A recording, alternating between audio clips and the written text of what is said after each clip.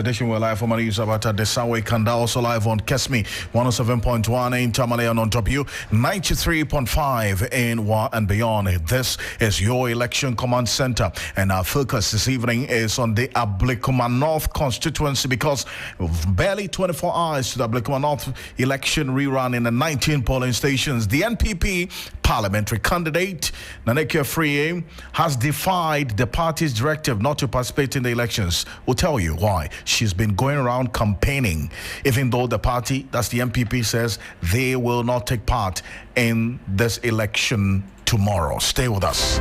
We'll tell you why she's decided to defy the orders and directive by the NPP. And we'll do a quick recall of exactly what the Electoral Commission has been saying at the press conference that ended some few minutes ago. Reason why they decided to rerun the elections in the 19 polling stations in the Ablikuma North constituency. Stay with us here on Hot Edition on your Election Command Center. Let's get into a summary of the news now.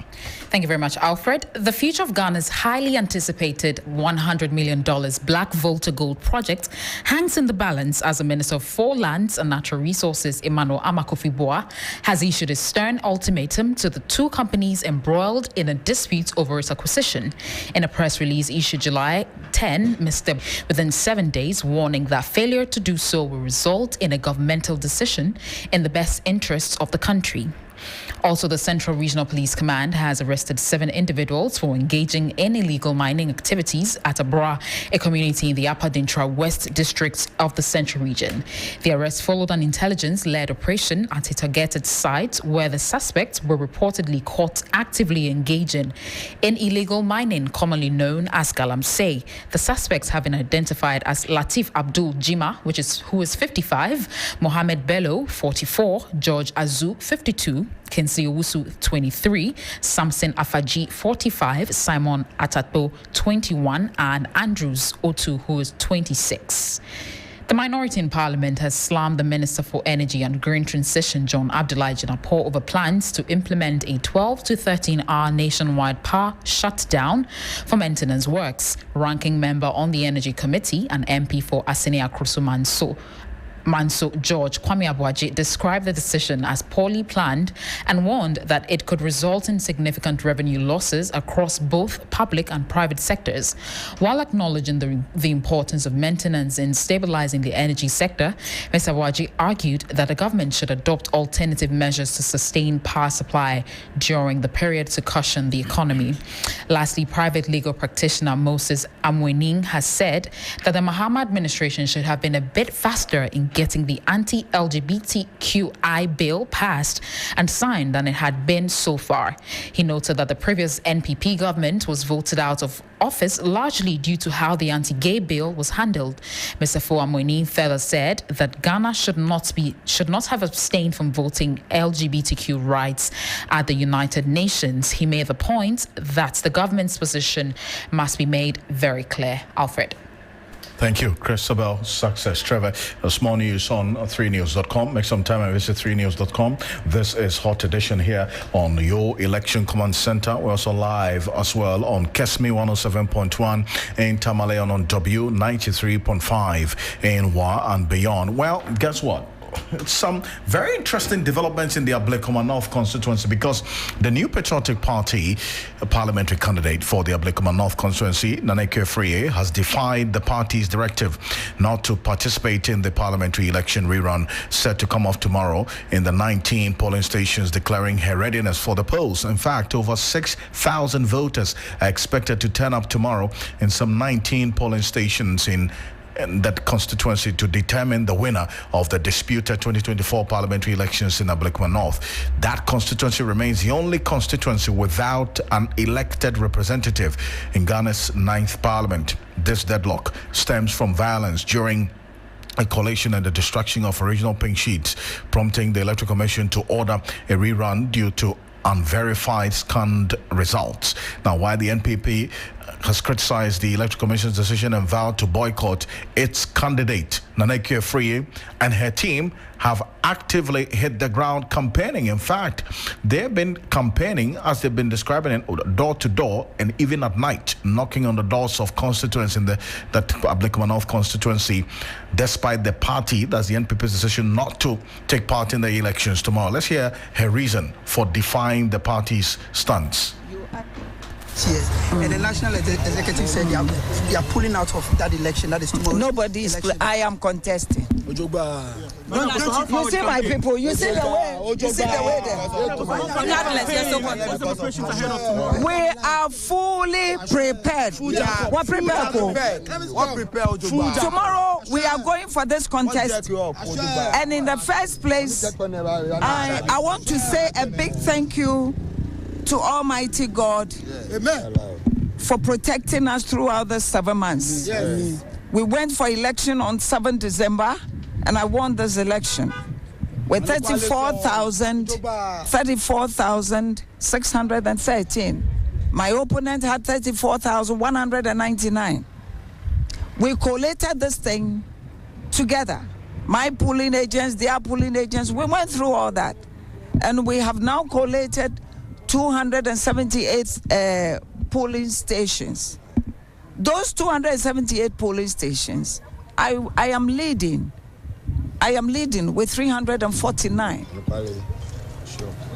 349. We were left with 3 polling stations. And then the Electoral Commission came to Parliament, swore under oath that we are left with 3 polling stations. Overnight, we didn't know what happened. And then they said we are going to go back and collate 19 polling stations. Now, what I want to say or put on record is that darkness can never cover light. Yes. I am the light. Yes. I am the truth. Yes. And the light. Yes. I walk with gracious God. I keep saying and mentioning God all the time, that you can never cheat me and go scot-free. The Lord is going to talk tomorrow. Sure. Justice will prevail tomorrow. Sure. I am contesting. I want Ablekuma North. Everybody should hear me and hear my voice. I am contesting this election, and I am coming out victorious because I won that election, and God will ensure that justice prevails. No, but why did it take you so long to confirm today? Because most people, they were waiting for you to come out. Thank you. People were waiting for me to come out. Yeah. Now, what it is that I knew I had won. And so I was waiting for the right thing. So that's why we went to court. Now, when we went to court, the judge says, look, go and contest, as EC has said. Okay. It means I have to step up. Sure. I have to start, campaigning. So that's Naneke Free there. That's the NPP parliamentary candidate in the Ablekuma North constituency. You heard her. She says, well, the party has decided to boycott the elections, but then she is the candidate in the constituency. She has decided to contest on the ticket of the NPP. Now, that's the question that we're trying to get through to a political analyst as well, and hear from the NPP as well, whether they endorse this decision by the party to contest. That's the decision by the candidate in the constituency to contest on the ticket of the NPP, even though the NPP as a political party has boycotted the elections tomorrow. You hear her make the strong claim that per her results as collated and that her agents brought to her, she was leading as of the end of the collected results after the December 7 elections with 34,613 of the vote cast, as against Rabna Obening of the NDC 34,199. That is consistent with the position that the NPP has held all the while. You hear Justin Frimpong Kodia quote a difference of 414 votes that their candidate, that's Naneke Free, they say won the elections on December 7. Now, the NDC is also contesting this particular position because they say that there were some 37 scan pink sheet results that the NPP provided, because the Electoral Commission doesn't have a copy of those results, because the polling station results, because they were destroyed during the violence. on December 7 election day. Now, the NPP provided these 37 scanned pink sheets of the polling stations results, but the NDC indicated that they cannot accept it because there is nowhere in law that makes provision for scanned pink sheets being authenticated and accepted as original.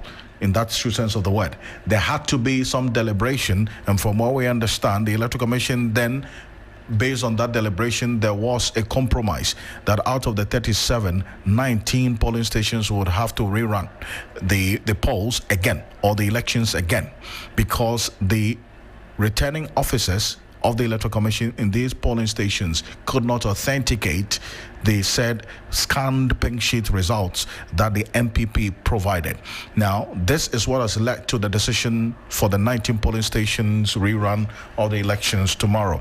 Now, we're going to hear from the Deputy Director of IT and Elections for the NDC, Rashid Tanko Computer, who has been defending the NDC's position on this matter, because if you hear the Electoral Commission Deputy Chair, Dr. Bosman Asari, who addressed a press conference not too long ago, he had indicated that the NDC agreed. The NDC agents agreed on the 5th of January 2025 to the scanned copies of the polling station results that the NPP provided. But then later, they disagreed, as it were, creating that impression as though there was some change in decision and inconsistency in the position of the NDC. That's what we'll be finding out from Rashid Tanko Computer shortly. But Eric Mawana sat through the Electoral Commission's press conference. He's joining us on the telephone right now from the EC's headquarters here in Accra. Eric, appreciate you connecting with us. Now, we hear the Electoral Commission being consistent with the position that they have been stating over the period, that there was some agreement to the said scanned pink sheets by both parties, but the NDC is saying otherwise. What did the Electoral Commission say in this regard? Well, it's been an interesting tale as provided by Dr. Bosman, Eric Bosman Asare, is one of the Deputy Commissioners of the Electoral Commission, in so that he provided a detailed account of how far they've come, or from whence they've come up until this point, seeking to make it quite clear that if anybody is to want to point accusing fingers at the Electoral Commission for bending over to a particular side, that is not the case. And that on a number of occasions, after initial challenges with destruction of ballot papers, raising concerns about the lack of arrest and prosecution of these individuals who destroyed the election materials, which is a critical offense amongst many other things. He makes the argument that after that, some carbon copies were initially brought through by the team or the agents of the NPP, which helped reduce the number of outstanding polling stations, which were in the excess of 60, to a little around 30 regions. Now, subsequently, these scanned copies, which were available or already made available by the NPP, they brought in NPP and NDC agents who both at different points in time confirmed that, yes, these were actual numbers as recorded by the both of us. But there's an interesting bit that was left out. As much as he mentioned the parties agreeing to an extent that these were the results, he didn't make a mention of the returning officer for the polling station's verdict on the true state of the numbers which the two parties were agreeing to. So by and large, he made the argument that there was a certain level of agreement up until a point when then in subsequent meetings the NDC said they do not agree with the decision to proceed with scanned copies.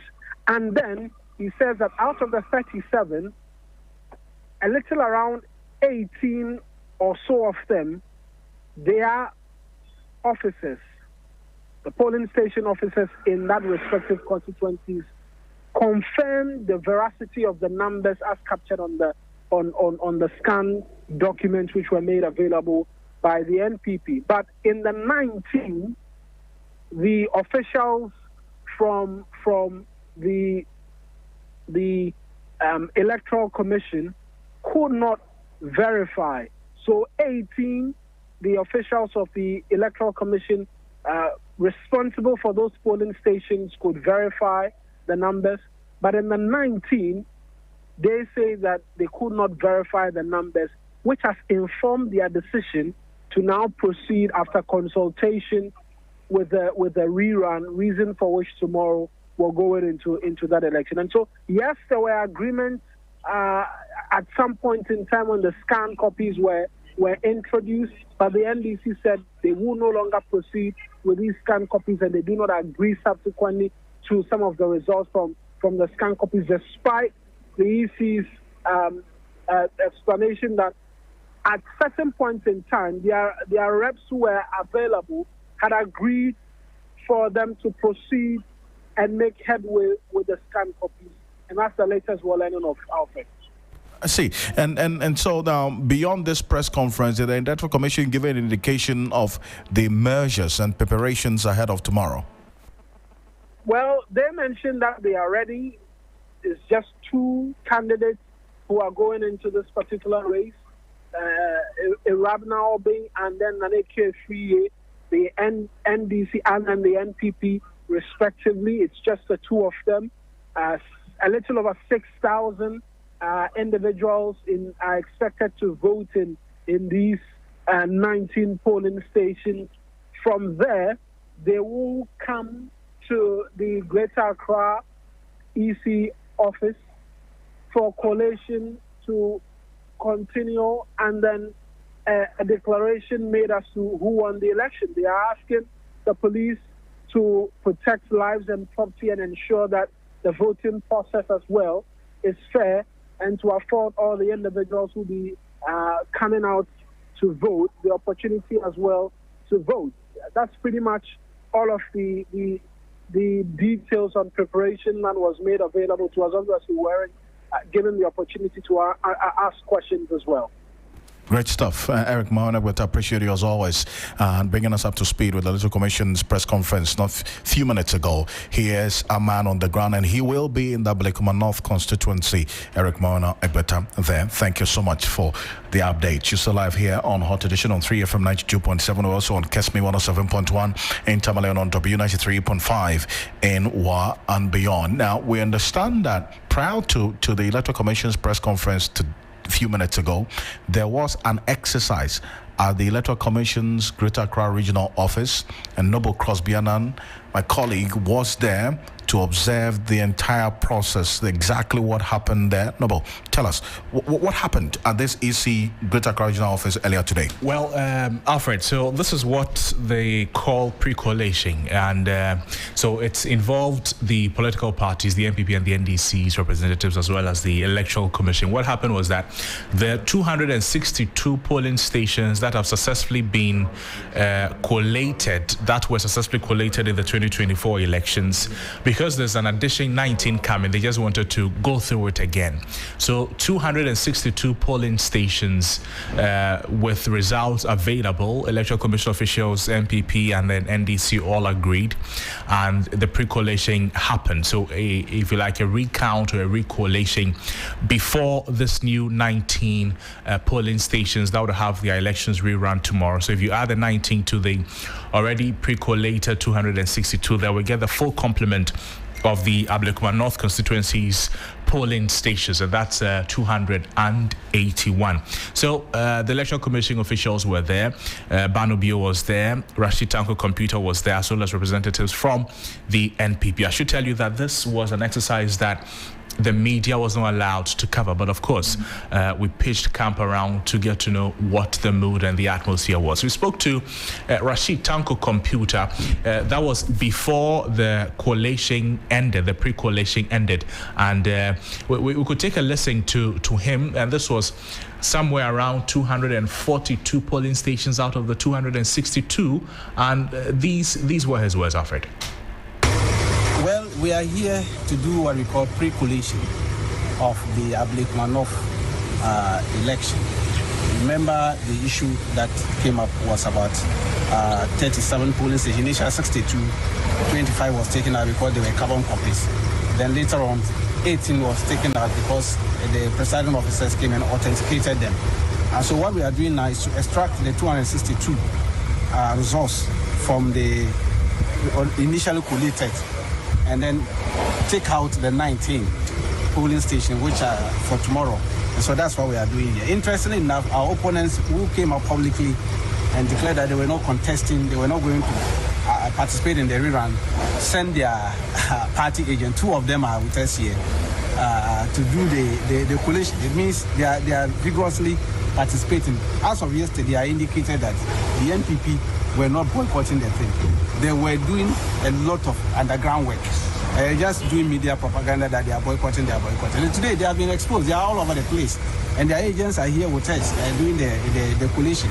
So we are putting the figures together to know the tally of Rabina and the MPP candidate. After that, then we know what happens tomorrow. Which Electoral Commission officials are inside? Yes, here the Director of Electoral Service, Mr. Bano Bio, is here. We also have Mr. Hua, who is the Deputy. Mr. Kisi is also here. Dr. Siribo came and left. And then we have the District Director of Electoral Service for Ablikmanov. Interestingly, the new returning officer and his two deputies were just sworn in this afternoon by a judge, a high court judge. I mean, it happened in the presence of we, the political parties. I even took pictures together with the Electoral Commission and all that, just to let people know that all the parties, I mean the two parties, both NDC and NPP, are participating in the process. And so that's what we are doing. But so far, how's the pre-coalition going? Oh, it's been very smooth, very, very smooth. I mean, we put the figures together. We know the tally. Currently, I can tell you the tally and know the differences. I mean, tomorrow is going to be a battleground. And I can assure you we are winning the election. The NDC is going to win massively. We look at the figures. I mean, we look at the 19 polling stations, and I can assure you, by the time we finish this pre-coalition, Ghanaians would have known that tomorrow is a battleground for the NDC, and we are going to win the election. Maybe early days yet, but the 262 pre-coalition exercise going on. How many have been done so far, if you know? And what's the margin like? We are currently within 240 constituency. We are almost there. And yes, the margin is not too huge. I mean, if we look at the figures, we have already had the figures. We had it. I mean, we did our homework, and we are comparing with what the EC is got. And interestingly enough, there's no discrepancy. And even our opponents from the NPP, they also agree to some of the figures. There's no discrepancy. So it's very smooth there. In there, it's very good. I wish they would have allowed you cameras in there, but they just wanted the thing to be like some family thing. And then figures looks very nice. 32,512 and 32,464. A difference of 48. I mean, so even people were there making noise that they were beating us with some 400s, and I don't know where they were getting the figures from. I mean, this one is very clear there. And so we know that we are winning tomorrow. We are winning massive. The difference of 48 is in favor of who? Well, it's in favor of them. I mean, you know, because of the areas that were collated from their areas. I mean, and you know, it's a constituency that they pride themselves is their stronghold in order. So we're expecting that maybe they would have a huge gap to cover up. But 48, I'm telling you, what we have done so far for the week and what we are doing is a battleground. They will see the kind of figures NDC will pull tomorrow. Thank you. It's a pleasure. So, Alfred, that was Dr. Rashid Tanko Computer. He's the Deputy Director of Elections of the NDC, speaking before the pre-coalition ended. And I'm talking about it happening at the regional office of the Electoral Commission. Alfred, I'll run you through the numbers according to Rashid Tanko Computer after this pre-coalition exercise. And I'm talking about for the 262 polling stations in the Ablikuma North constituency that we're going to add the 19 to. So according to him, the NPP has polled 32,512 and the NDC has polled 32,464. The difference is 48, and the difference of 48 is in the favor of the NPP. 19 polling stations tomorrow, will decide the outcome of the Ablekuma North constituency elections. Alfred. Wonderful. Thank you so much, Noble Crosby. And so the 19 polling station results is what we're waiting tomorrow. And we remain your election command center. We will be on the ground in all of these polling stations, in 19 of them in the Ablekuma North constituency. So stay with us here on 3FM 92.7. Also on Kesmi 107.1 in Tamale and beyond. We're live as well on W 93.5 in Wa and beyond. Remember, your thoughts, views, comments, and opinions are welcome here at 3FM 927. Read out to you and to the rest of the world. Earlier, the Electoral Commission addressed the press on the preparations and the reason why they have had to take the decision of the rerun of the 19 polling stations in the Ablekuma North constituency tomorrow. Now, we'll recall some of the issues that the Electoral Commission raised in the press conference. But before we do that, let me run you through some of the polling stations. In fact, the names of the polling stations where that's the rerun of the elections will take place. God First International School in Dakoman, Nyameche, Pentecost Church, Mount Zion Assembly in Kwashiman, DVLA Office, Awoshi, Adamami, and Esiedu Jedu Memorial School in Awoshi as well. The rerun will take place there. And then we have Living Springs Day Nursery, Kwashibu, and the Lord's Pentecostal Church in Kwashibu, Methodist Church, Odoko, and St. John the Baptist Catholic Church in Odoko as well. And then we also have, beyond that, the Radiant Way Preparatory School in North Odoko, Atiko School Complex in Odoko, South Odoko 4 and 5 School, and Pentecost Church, Cheneboa, also in Odoko. Then we have the Light of Gospel Miracle Church, Cheneboa. A police station is located on the compound of this church. MTTD Odoko Divisional Station in Odoko, Roman Catholic Church, Bozia Junction, and Bethel Baptist Church, Sakaman, as well as the 16th polling station there. We also have the Presby Church in Odoko, and also the Church of Pentecost in North Odoko.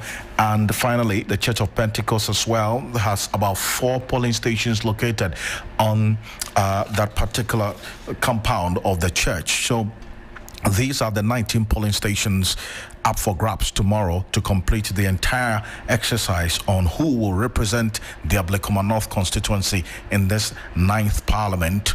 By close of day tomorrow, we'll get to know. Let's go on to the telephone. Professor Smart Sapon is a political analyst joining us on the telephone right now. Appreciate your time, Prof. Thank you for joining us here on Hot Edition on 3FM 92.7. Prof, you heard the Electoral Commission indicate that prior to this entire exercise, the NDC MPP had some sort of agreement, but then again questions and concerns were raised by the NDC about the 37 scan pink sheet results from the NPP because there was nothing to compare with and nobody as well to validate, and reason why they've had to take the decision to rerun the elections in the 19 polling stations.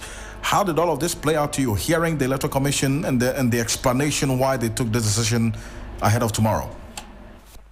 Well, thank you so much, Alfred. And I think where we have gotten to brings more of clarity or finality to the matter. But, I mean, the East must also accept that they could have done better. I mean, if it is such that their pink sheets were unavailable for collation due to whatever attacks, then I would say they didn't prepare for those attacks, and they should have. Some of our polling stations here in Ghana are across the rivers, and they must have backup right at the polling station before they attempt crossing the river with their items, so that they don't come and say, oh, we were coming with our items and one fell into. So we know our source and we know the terrain, and we must have backup plan. I think that was my position yesterday. But, I mean, today, what can we say? We have to accept what they say and then look forward to a better arrangement tomorrow, because we cannot keep talking about what is past. I think with the NPP, their earlier position, as we discussed yesterday, was pending or depending on what the court was going to say. And once the court has cleared the air, they as a political party would have to avail themselves for the competition. And today, via your media house and other media stations, I have seen some members of parliament belonging to the MPP and some party officers troop into the Ablekuma constituency to prepare or finish up a few issues in respect of tomorrow's election. So all is good. I think more lessons must be learned by the EC, and perhaps they must give us a better arrangement next time. And especially tomorrow, they have a test case, just 19 polling stations. We want to experience an incident-free, a very smooth, quiet election tomorrow. So not much to be said about the explanation. I think they must accept that some things could have done better and then be prepared to do things better the next time. And I'm happy to see party officers, both in the NDC and the MPP, trooping into the Ablekuma constituency to assist Rabna and Nanekuya respectively in their preparation towards tomorrow's election. But how does this strike you? The MPP as a party says, no, they wouldn't contest in the elections tomorrow. The candidate who is contesting on the ticket of the party says, I disagree with the party's position. I am going to contest this election. Well, the candidate is the ultimate beneficiary of the outcome of tomorrow's election. And so I'm sure as at the time the party was deciding not to contest, it was, as they explained, based on the evidence and data in front of them, some of which they demonstrated to the media present. In fact, according to them, if I heard the General Secretary clearly, he said the MPP had won with about 400 votes difference. And if those figures were right, then to them there was no need for any rerun, and therefore they are not going to rerun. But remember, in our conversation, I indicated that we are all governed by the laws. If their contention is that the EC unilaterally cannot declare a rerun, and it must be a product of a court decision, then I was advising the MPP then that if the court should decide that they rerun, they quickly mobilize themselves and go and rerun. And after running an election as a political party, it's not based on you're going to win or not going to win. No. The entire electoral system or the political party system is an election-driven machine. In fact, your relevance is your participation in the various elections that come. And that is why sometimes you see a clearly stronghold constituency of one political party. If there is a by-election, other political parties take interest and participate. A classical example is Kumewu, where everybody knows from the political history that Kumewu is a stronghold of the MPP. But when the by-election came, due to the unfortunate demise of the honorable member then, the NDC participated, knowing very well that that is a stronghold of the MPP. So it gives you opportunity to rehearse, to understand new trends, to prepare for the next elections. And so I was personally going to be surprised if the MPP was actually not going to participate or pulled out, and the candidate too didn't participate and everybody pulled out. I was going to be personally surprised, as I indicated in our earlier conversation. So I think it is not much of a problem if earlier they thought figures in front of them suggest they should declare no rerun. But if the court says go and rerun, as we all must be guided by the law, it is in the interest of the party. And I am personally happy to see that they are participating, because I would have been extremely disappointed if they had actually decided not to contest. And to support the candidate, I have seen MPs, party officers. I saw on one of your news items the youth organizer of the MPP and some MPs, MP from Praeso and some notable personalities in the constituency, helping the lady finish up the result. And that is what political parties exist to do. And so if you're a political party, be ready for elections. Everything you do must prepare itself towards one election or the other. I see, but then again, how do you envisage voter turnout will be? 2024, this was a general election. The momentum, the enthusiasm was there, so people came out. But then again, it's been 7 months on after this general election. Do you see the same interest and that would push voter turnout tomorrow? I expect that this is a very closed or very small unit election, polling station. And from our records, the largest polling station is expected to have about 780 voters. And so we are looking at an average polling station having about 500 to 600 voters. And these are people they can trace. They have their telephone numbers, they have their names, they have their places of residence. It's a very closed circuit when we say a polling station, a very closed system. And all the effort, this one, assuming it's not even going to involve everybody, national level, regional level party structure is not going to be deployed to support just 19 polling stations. And those who have to take the register and find out who is and assist the person come to a polling center and come and vote would all going to get involved.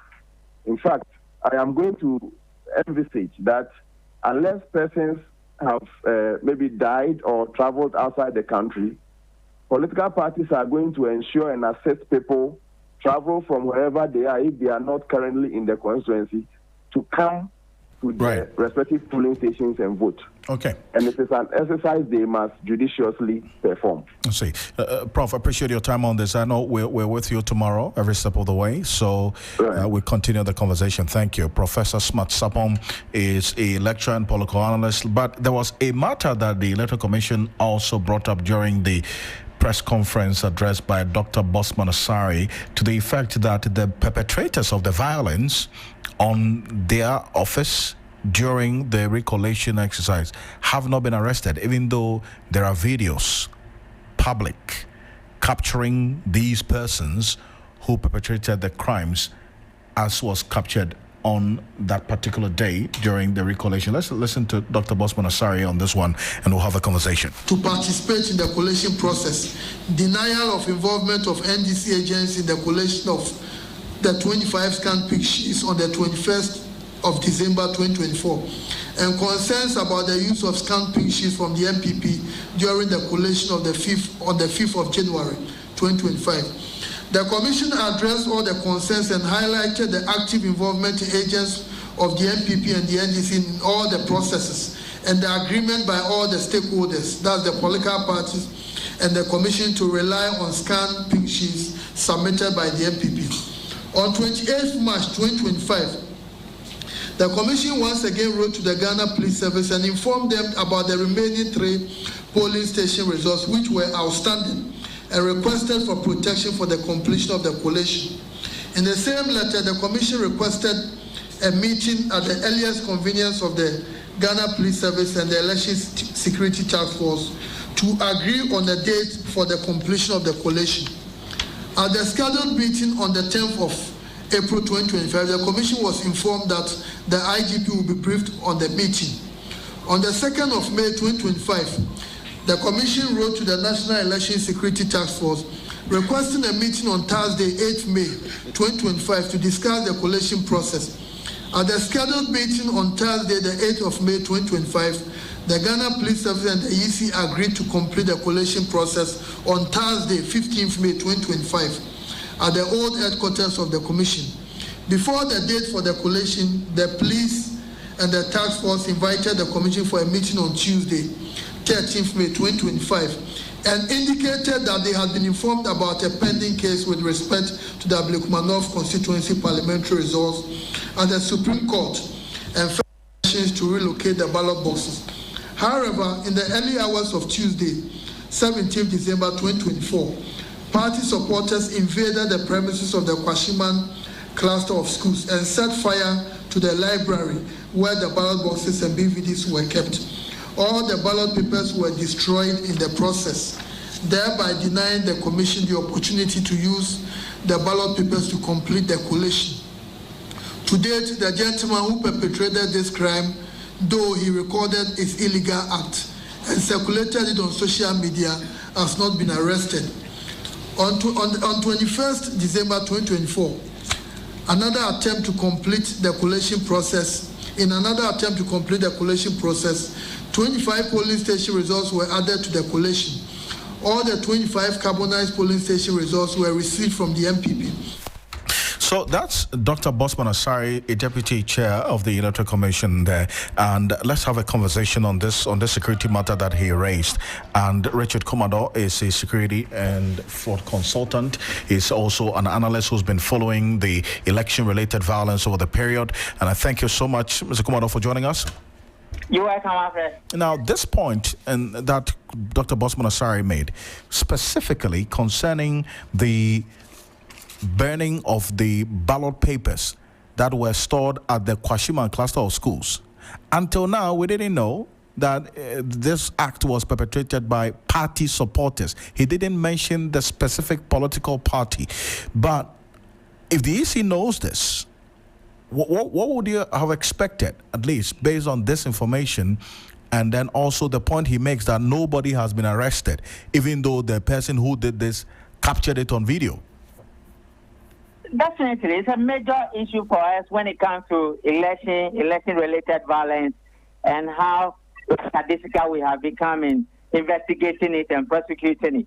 It looks as if the state is not interested, and the state, by extension, I mean the Ghana Police Service. You remember many of those ones we had in the past, Ayawaso West Wagon, many of those ones.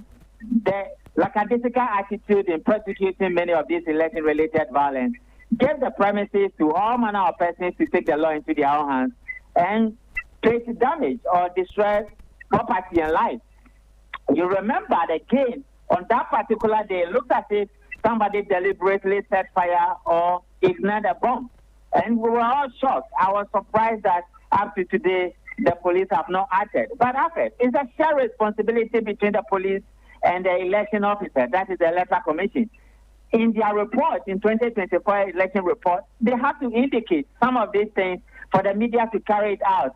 Unless today he bring it out, the media was not aware. And those are some of the things they do. Non-punishable of offenses will always rationalize bad behavior and promote antisocial tendencies in society. Yet again, we are on tomorrow. One knows what's going to happen. We are watching to see.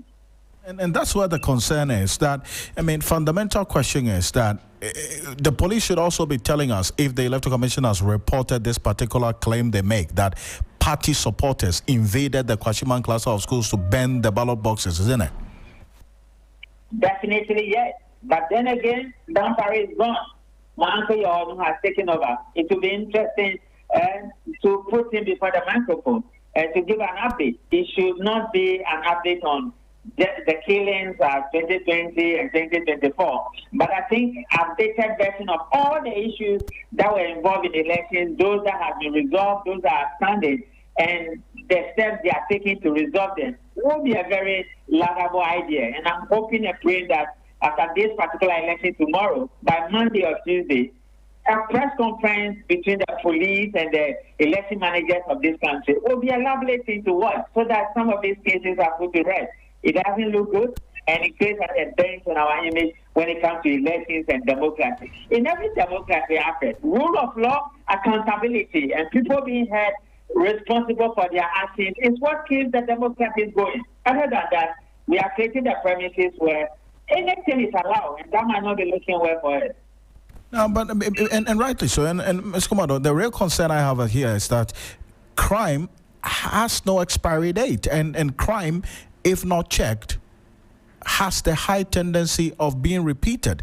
So if the Electoral Commission has a video of this person who perpetrated this crime, and they reference this video in this press conference, should the police, or maybe beyond the police, the Attorney General, or anybody, be asking for this video from the Electoral Commission so that action would be taken? Definitely, yes. I will agree. I will agree that BNI gets involved, get whoever this person is, they have a charge to this person, together with all the outstanding issues the police might be struggling to deal with. Let the BNI get involved. They get it done as quickly as possible and pass it on to the Attorney General. And let's see whether there will be some level of discipline, punitive actions, or prosecution to that matter. That is going to serve a deterrent. Other than that, we are creating the premises where anybody at all could take the law into their own hands and nothing will be done. It's an election, and elections come with a lot of competitiveness and tension and emotions are involved, and it could trigger anything any day. I'm only hoping and praying that I just left the premises at Odoko, at Abrikumanov, and I'm just hoping from what I have seen, my uncle Yohono and his men will be readily available to make sure they sweep out anybody at all who want to cross the red line tomorrow. I appreciate your thoughts on this. Mr. Commodore, thank you for joining us. Richard Commodore is a security consultant joining us here on Hot Edition on 3FM 92.7. Let's move away just a bit from the matters of elections ahead of the Blakoma North constituency. 19 polling stations rerun. We'll come back to it before we end the bulletin, but there's another very, very concerning development with regards to the immigration officer who, from what we do know now, was murdered. Yes, and the Accra Police Command has arrested one person in connection with the killing of this immigration officer, and it has issued a statement, and this is what the statement says. The Accra Regional Police Command is investigating the circumstances surrounding the death of Stephen King Amwa, an immigration officer who was reported missing on 4th July 2025 and whose burnt body was discovered yesterday, 9th July 2025, in a gutter near GBC Satellite opposite Comet Estate, Accra. Now, on the morning of 9th July 2025, the police discovered a severely burnt body in the said location and conveyed it to the police hospital morgue. Following this development, investigators from the Taifa Police joined the scene and later proceeded to the morgue with complainant and 6 other relatives. At the morgue, despite the extent of the burns, the relatives positively identified the body as Stephen King Amwa, who had been missing since the night of 3rd July 2025. Investigations revealed that on 3rd July at about 8 p.m., the deceased left his residence at Ashoman Estate after receiving WhatsApp images of cash bundles from one Bright Aware who requested to meet him at a spot at Ashoman Estate to settle an outstanding amount. According to the complainant, the deceased never returned home that night and his phone remained switched off thereafter. Subsequent police operations led to the arrest of suspect Bright Aware, who admitted during interrogation to having given the deceased 500,000 Ghana cedis in cash. He claimed to have directed the deceased to use part of the money to pay off some debts and hold the remaining amount for later collection. However, the suspect could not clearly explain the source of the funds and gave conflicting statements. The Regional Police Command strongly condemns such violent and criminal acts and assures the public that it is working diligently to uncover the full circumstances surrounding this incident and bring all responsible persons to justice. The command urges anyone with information relevant to this case to contact the nearest police station or call the police emergency numbers on 18555 or 192. And it was signed by Superintendent Miss Juliana Obain. Alfred? And it's a sad development, and my colleague Godwin Asedeba visited the family of the deceased immigration officer. Is joining me in the studio. Godwin, certainly very solemn, sad moments that you witnessed in the family house, but tell us exactly what happened when you went there. All right, I actually appreciate that we are all in black, which coincides with the day. It's really been a really sad moment for me. Since morning, I left to Comet Estate to follow up on the story, and the child remains of the Ghana Immigration Service officer, which is Stephen King Amwa, have officially been identified by the family, and they've indeed confirmed that that is their relative. The new development is that the suspect, which is Bright Aware, has currently been moved to the Greater Accra Regional Police Headquarters in Accra, and we could clearly see him in handcuffs being taken to the commander's office and subsequently moved to the crime department, where he's being asked few questions. What I would have to say is that the family at the moment, it's devastated. You could clearly see them around the premises, really disturbed. There was a point where, there were some disturbances where the deceased direct brother was actually in possession of an ammunition, and they had to finally drive him out of the facility because he was behaving in a way and manner in which didn't sit well with the police officials there. But they are demanding justice at this point because they claim that everything Bright is saying is not true. Surprisingly, his phone is missing at the moment, but he's connected his WhatsApp to his laptop. So the family was able to open the laptop and also follow up with conversations he had with Bright even before visiting him to take his 200 Ghana cedis that, he claimed was in his possession. And subsequently, Bright also coming to say that he gave him the 500,000 Ghana cedis. So at the moment, the case is still under interrogation. And like she rightly mentioned from the police statement, they are still trying to find out how he was able to make such an amount, because it was a tough time for the deceased to be able to get Bright to pay the money, which is the 200,000 Ghana cedis.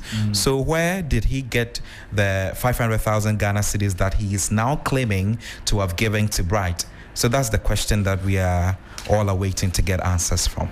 But tell me, you interacted with the members of the family as well. What did they tell you?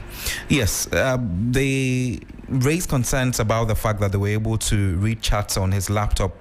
Fortunate for them, his laptop didn't have a password, so they read everything, and that was how they were able to pick up the suspect, who has been picked up by the police currently. And what they are saying now is that they need justice to be served, and they are not going to let the matter die down. Godwin, appreciate you for this, and there's going to be more of this on 3news.com, TV3 Ghana on Facebook as well. And stay with us here on Hot Edition. We're back shortly with the business news and the sports news as well here on Hot Edition on 3FM 92.7.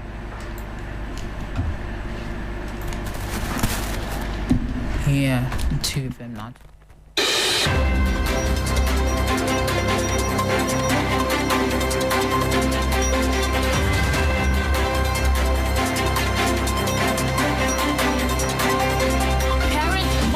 Calendars is the 3FM Baby Fair happening live on the 11th to the 13th of July at Marina Mall Airport City in Accra from 10 a.m. and it's absolutely free.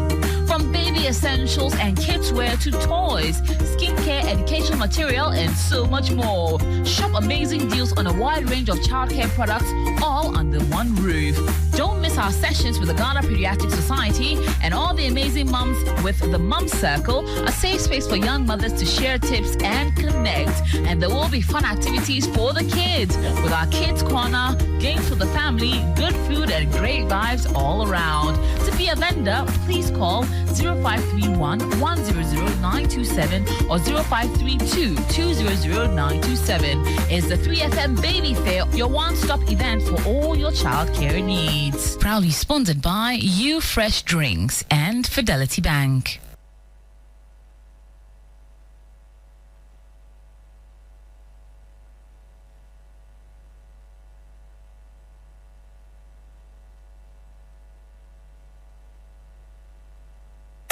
FM 92.7 Urban Lifestyle Radio Station.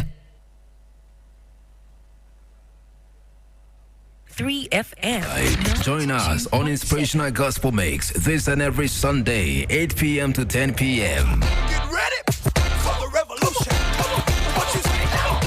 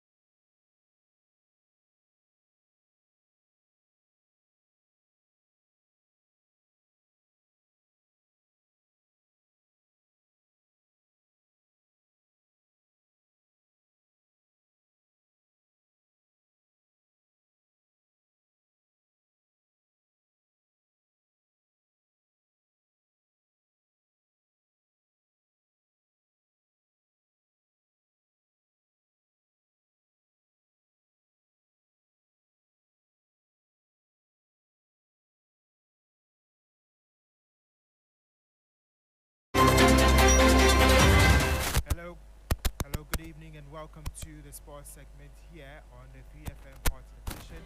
My name is Bill Ishen, and of course we are going to start off from the camp of the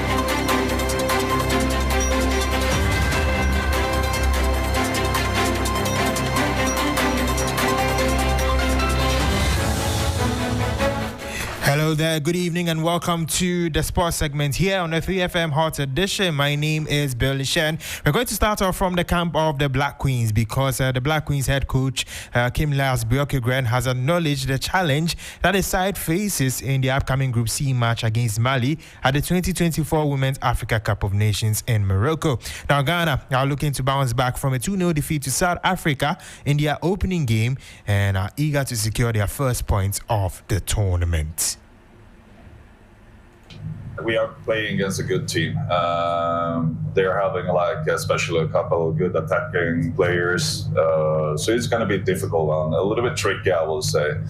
Of course, we have watched the team, spent many hours to watch the opponent. So we know their strengths and weaknesses. But in the end of the day, we believe in ourselves. So the most important is that we attack this game in our way to play, with our style. So that's the most important in this game. That was the head coach of the Black Queens, Kim Lasbiokigren. Now, meanwhile, midfielder Jennifer Kujo has expressed the team's readiness ahead of their crucial second group stage match against Mali in the ongoing Women's AFCON. Looking forward to the next game. We're getting prepared, and our focus is to make sure that we get the 3 points we wanted, and whatever we have to do, that's what we focus on to do. Coming here, it gives you even more motivation to show up and then do it better than what we did in the first place. Also, Mali is also a good team, and we're taking it as if it's also our last game that we have to give everything. It's not going to be an easy game, but I feel like for what we have and what we prepare for and what the way we play and how we progress from game after game, we're going to come out and play better than we played in the first game. So I'm looking forward to it. Playing African teams are always, the best way. So I'm excited for it, and hopefully that people can see what we're going to do. Yeah. That was Jennifer Kujo, a midfielder for the Black Queens. Let's do some more where the Black Satellites of Ghana were held to a 1-1 draw in their opening match at the Wafu B tournament hosted at the Ghanaman Soccer Center of Excellence in Pram Pram. The team took an early lead, but it was later equalized by the Nigerians. And Ghana's next match will be against Benin, which is a must-win as they hope to advance to the next stage of the competition.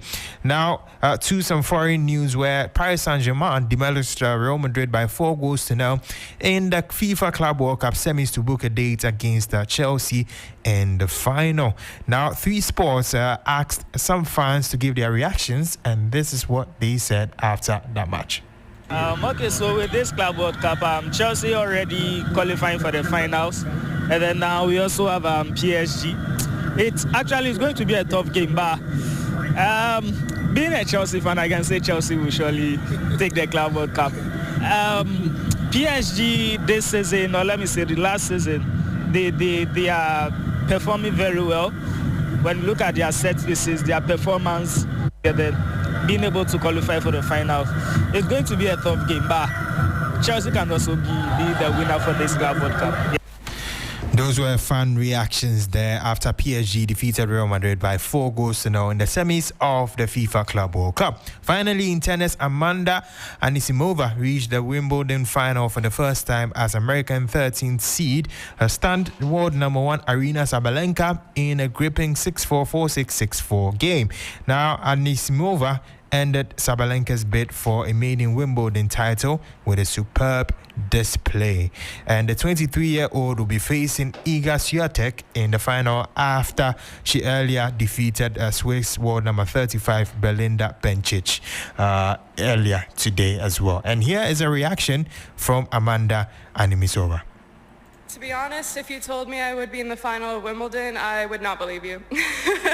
At least not this soon, because I mean it's been a year turnaround since coming back, and to be in this spot, I mean it's not easy, and so many people dream of competing on this incredible court. It's been such a privilege to compete here, and to be in the final is just indescribable, honestly. And that brings an end to the sports segment here on the 3FM Hot Edition. My name is Billy Shen, and it effectively brings an end to this edition of the Hot Edition here on 3FM.